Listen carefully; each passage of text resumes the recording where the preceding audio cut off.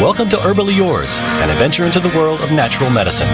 Here is your host, Dr. Ellen Kamai, the natural nurse who will help you take the leap to ultimate wellness.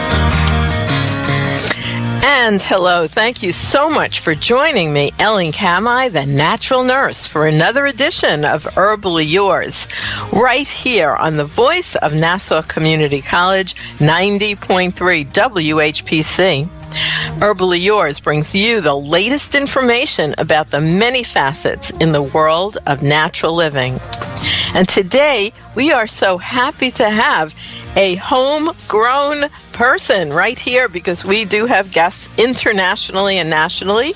But today, we're focusing right on our area. And our guest is Donna Martini, three-time author, wellness activist, and coach, and the first woman ever to be nominated to win the Iron Mom title. And we'll be telling you about Iron Mom.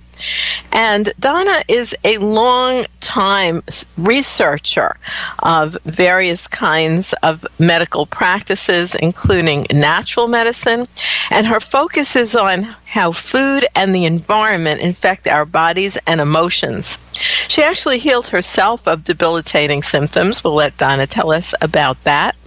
And she uncovered the mysteries of energy exchange by using positive manipulation.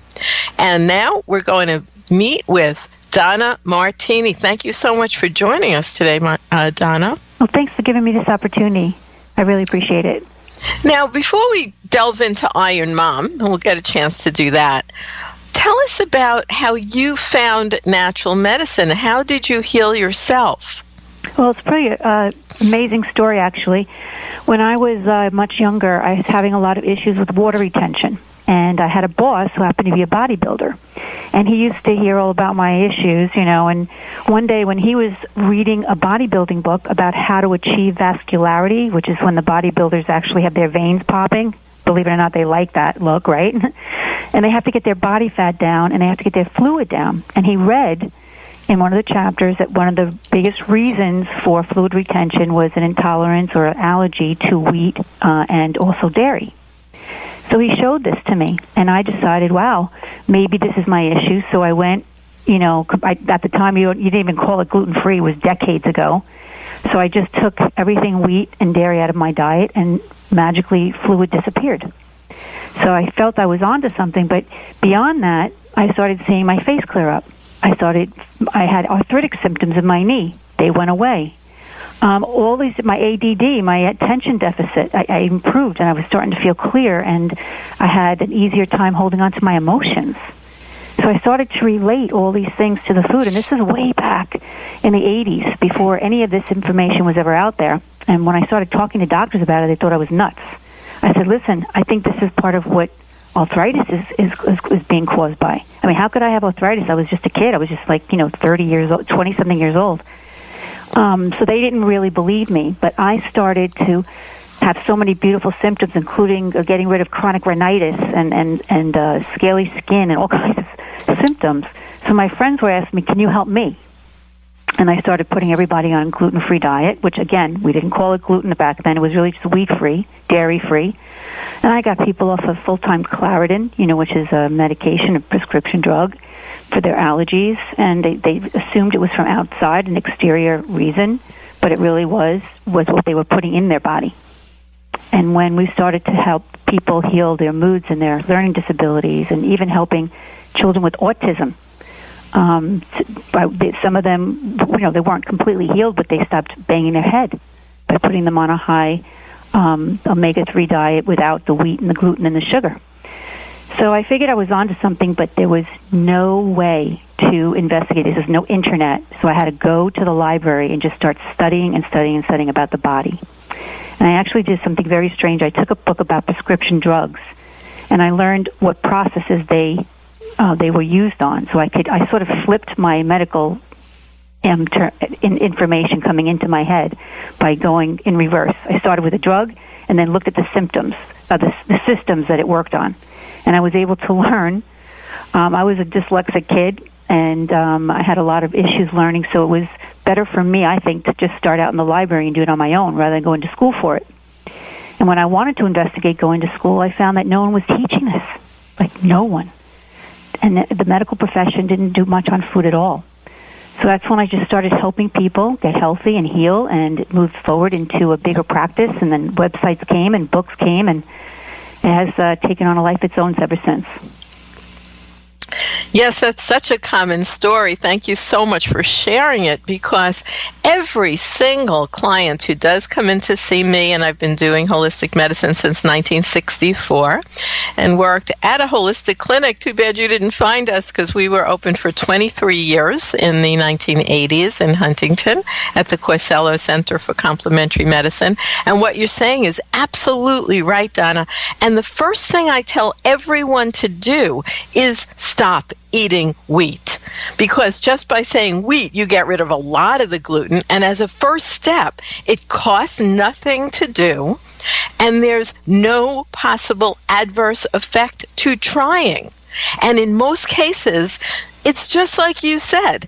Either it will get rid of what your original complaint was, or if it doesn't, it gets rid of some other complaint, rather than a pharmaceutical drug, which may suppress your original symptom, and it often does, but it causes all kinds of other very serious illnesses. So you are absolutely correct. It's just the way to go. And my life work at this point is to make it standard of practice within the realms of conventional medicine, because you are so right, Donna. Doctors are not taught this. Very, very simple nutritional interventions. Well, I had even worse than that. They deny sometimes that food has an effect. In fact, going through Crohn's disease, which I was diagnosed later on in life, and I believe that was very emotionally brought on. You know, it's abuse throughout my life of eating the foods that I shouldn't have been eating, but without knowing. I didn't understand the body at that point. No one told me not to do this. I had to find out on my own. But that was after years of potentially causing damage, and then adding on stress from divorce, from all kinds of life episodes. And then I get diagnosed at the age of 49 with Crohn's disease. And, I learned and understood how food could trigger me. And yet when I talked to my doctor about it, they were in denial. They said, no, it has nothing to do with it. I even went to the Crohn's Colitis Foundation years ago, and they said the same thing. Now there's a flip on that. There's definitely more information, and there is more about the emotional causes, and also the food-related instigators, that create inflammation in the body and can trigger episodes with all different diseases. So I want to just tell our listeners, one moment there, Donna, that we are listening to Herbally Yours on the voice of Nassau Community College, 90.3 WHPC.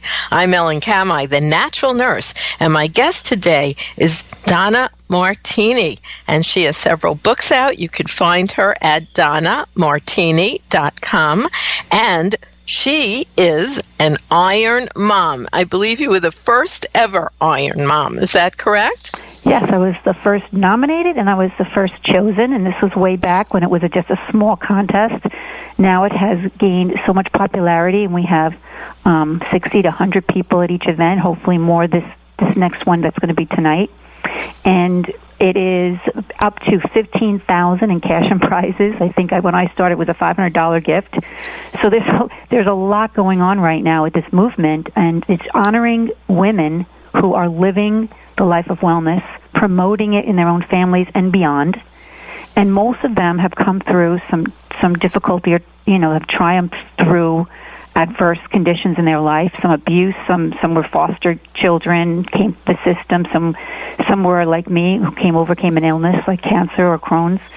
And so we're trying to honor them and celebrate the gift that they bring, which is their resilience. If you think about it, iron is a resilient metal. It's like the fourth most abundant in the world, and the symbol for iron is Fe. So we are female. So it makes sense that it shouldn't be Iron Man. It should be Steel Man, because basically it takes a woman, to make a man. Well, it takes iron to make steel. And so we should have the name of iron, since it is part of our living condition and part of bringing life to other things. And you can't have anything in this world without iron. So we want to celebrate that, and we want to show how amazing women are as mothers and what they need to do in a day just to raise their families and provide. It's a difficult world, and they're doing great jobs. So I just want to honor Naval Expo. That's called navalexpo.com, because here at Herbally Yours, we often talk about Naval Expo. We have lots of the speakers who are here twice a year in the New York area. And related to Naval Expo is the Iron Mom Awards. And do you have your own website for Iron Mom, or is it just the Facebook page, which is the best place to find you? That's the best place, Iron Mom Awards, right on Facebook. Just put that into the search box, and you'll find it, because each one will have its own its own Facebook page to highlight the women that are nominated for that event. They're every 4 months, by the way. And Naval Expo is Alex Lubarsky, who is the creator of both, and it's Naval, Navel. A lot of people look it up the other way. It's basically the belly button navel. And so it goes hand in hand. That's promoting wellness, like companies like yourself, who have been doing it for a long time and promoting this amazing lifestyle of health and wellness, incorporating everything, physical, emotional, mental, and spiritual. We need, that source, because otherwise we're stuck with just the medical profession, which doesn't cover all our bases. As you have pointed out, isn't that amazing? That was really my experience when I started on this path. I was a very young person, and I was horseback riding and had a severe horseback riding injury, and I was told by a surgeon that I would not be able to walk again without surgery. And I went on my own path. We hear the same story like you did and like so many people did. And at the time, there was no internet, and there were no credit cards. It's a long time ago, but there was the library, and I was definitely, even at that time, a geek by the word. The word geek did not exist, but I went to the card catalog and looked up natural healing techniques for back injury, which is what I had, and I found so much in the card catalog. So thank God for my dad, who's still my support system. He's in his 90s now, running around, I will add, gloriously. And he was, I kind of forced him to write checks and mail them. There was no internet. There were no credit cards. And so I got all the herbs together, and sure enough, it healed my back. And I went with this list to the doctor, and he looked at it and held the paper far away from himself as if he was really disgusted, and told me, "Oh, that's only old wives' tales. Sometimes people get better on their own." It blows my mind that there's such an arrogance, and I'm not blaming doctors, because it's the way they're trained and they don't think outside the box. It's just another way to be. Okay, it's what makes us better, right or wrong. But I think the idea that we have this amazing body that's self-healing and so comprehensive, and it does everything on its own. To think that it wasn't made to self-heal is kind of ridiculous. To think that we were made from some higher source or came here to Earth to get chemo, if something went wrong, it really goes against anything natural. And now we're finding that the ancients were right about a lot of things, including how sound heals us. I'm doing that research now for the latest book that I'm writing about mantras. And, it would make sense. If we're light energy, sound energy, why wouldn't it take light and sound energy to help us heal, right? Our minds tell our bodies what to do very often. If we tell ourselves we're healthy, does the body respond? Yes, it does. We find that scientifically proven. Yet that's not how we're practicing medicine, is it? We're doing the opposite. We just keep giving drugs. And we need to be the ones to say, no, I'd rather not. Let me find other ways. And then seek out people like yourself to go and find another healing mechanism that suits their lifestyle and their issue. Well, Donna, I want to just take a little break here, and when we come back, we will continue. We are speaking with guest and author and Iron Mom, Donna Martini. And I'd like you to know that you are listening to Herbally Yours on the voice of Nassau Community College, 90.3 WHPC. Listen live online at nccradio.org or on iHeartRadio. For more information on today's guest or topic, email whpc@ncc.edu. Stay tuned. Herbally Yours will be right back. Most of my family, they never graduated high school or even let alone go to college, so I'm trying to break that barrier. My daughter Brooklyn was also a motivation for me to go back to school. Every day after work, went straight to school, studied hard, and